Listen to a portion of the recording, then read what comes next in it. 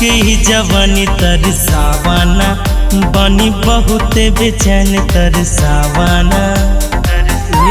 सुना ना, छलका के ही जवानी तरसावाना, बनी बहुत बेचैन तरसावाना। अब बहिया में आवा हमसे दूरे ना जजी।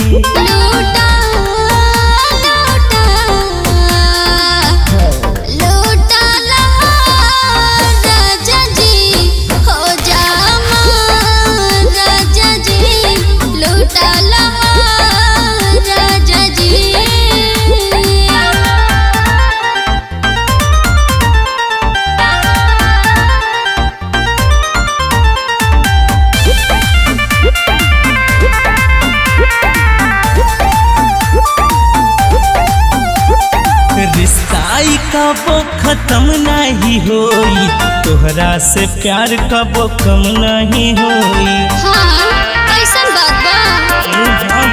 तोहर प्यारे पाके राजा तार गइनी, तोहर हाथे हम कितना संवार गइनी। छोड़ी के सब फिकीर आवलेला मजा जी।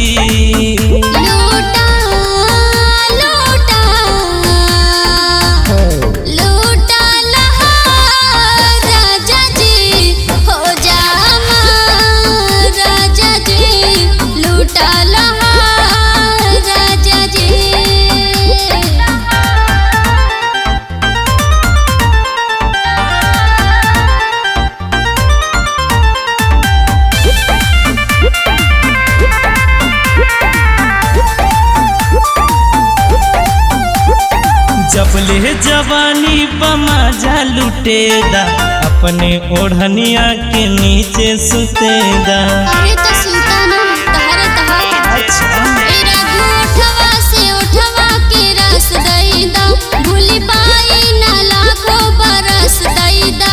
अब आँखिया के राही दिल में समझ जी।